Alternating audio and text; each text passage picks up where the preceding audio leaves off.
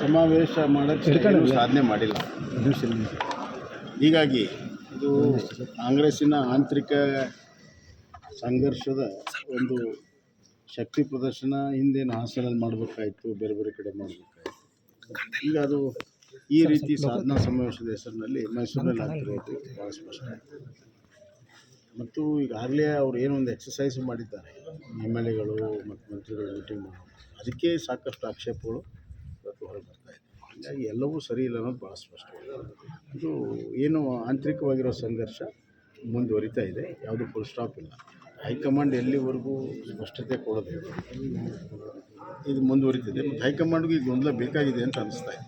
ಕುರ್ಚಿಗಾಗಿ ಶಕ್ತಿ ಪ್ರದರ್ಶನ ನಡೀತಾ ಇದೆ ಅಂತ ಹೇಳಿದ್ದು ಸರ್. ಈಗ ಯತ್ನಾಳ್ ಅವ್ರದ್ದು ಏನಾದರೂ ಗರ್ವಾಪ್ಸಿ ಆಗ್ತಾರೆ ಸರ್? ಯಾಕಂದರೆ ನಿನ್ನೆ ಒಂದು ಸೋಷಿಯಲ್ ಮೀಡಿಯಾದಲ್ಲಿ ತಮ್ಮ ಖಾತೆಯಲ್ಲಿ ಹಂಚ್ಕೊಂಡಿದ್ದಾರೆ, ನಾನು ಗುಡ್ ನ್ಯೂಸನ್ನು ಕೊಡ್ತೀನಿ ಅನ್ನೋದು. ಗೊತ್ತಿಲ್ಲ ನನಗೆ ಅವ್ರಿಗೆ. Sir Sharavati pump storage, sir Sharavati ಇದ್ರೊಳಗಡೆ